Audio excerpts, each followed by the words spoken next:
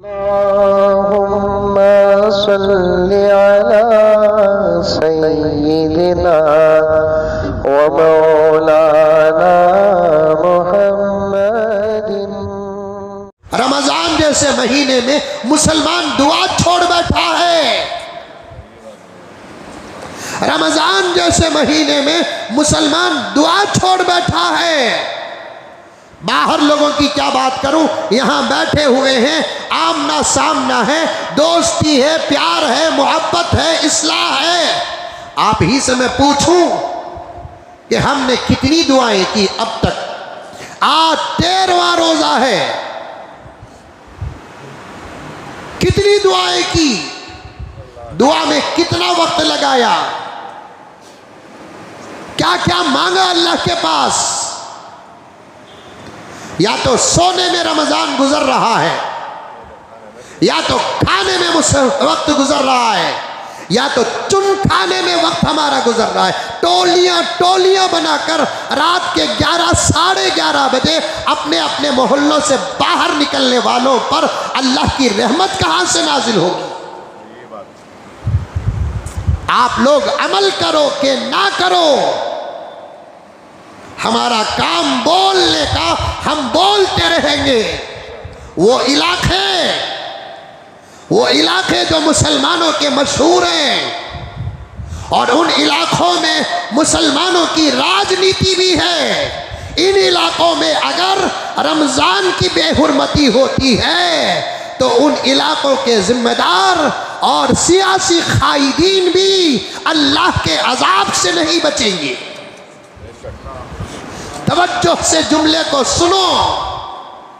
कायद होने का मतलब क्या, हाकिम होने का मतलब क्या, हुक्मरान होने का मतलब क्या, काउंसलर एमएलए एमपी होने का मतलब क्या।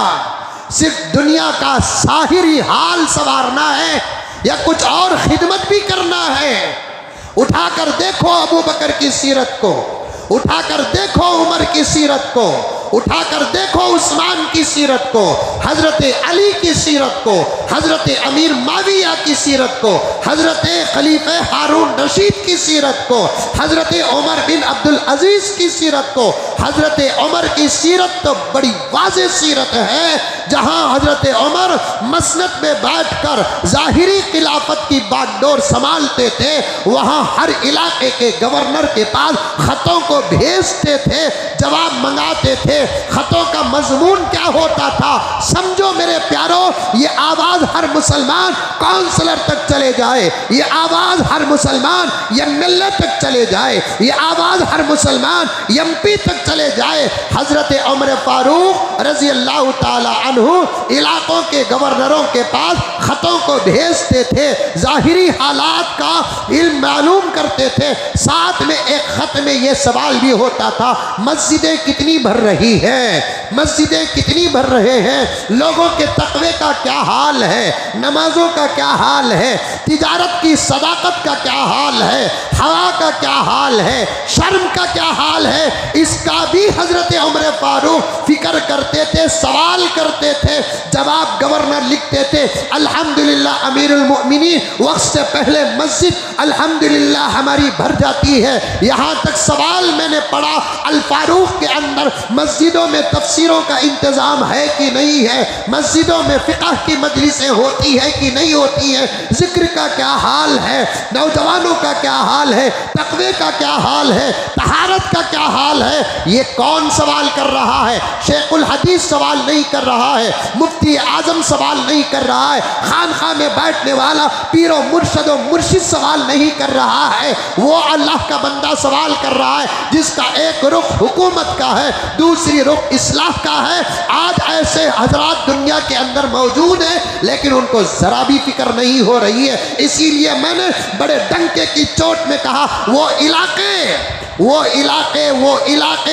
जो मुसलमानों से कसरत में है और वहाँ के कायदीन मुसलमान भी है, ऐसे इलाकों में अगर रमज़ानुल मुबारक की पामाली हो रही है, नमाजों की पामाली हो रही है, शर्म हया का जनाजा उठ रहा है और पूरी पूरी रात गपशप में गुजारा जा रहा है, तरावी का कोई लिहाज नहीं है, शहरियों का कोई लिहाज नहीं है, तो इन इलाकों में गुनाह करने वाले ही अल्लाह के अजाब में गिरफ्तार नहीं होंगे।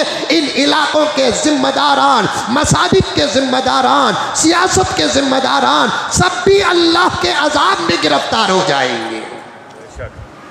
और ये नहीं मालूम कि अल्लाह का अजाब इन लोगों पर किस शक्ल में आएगा।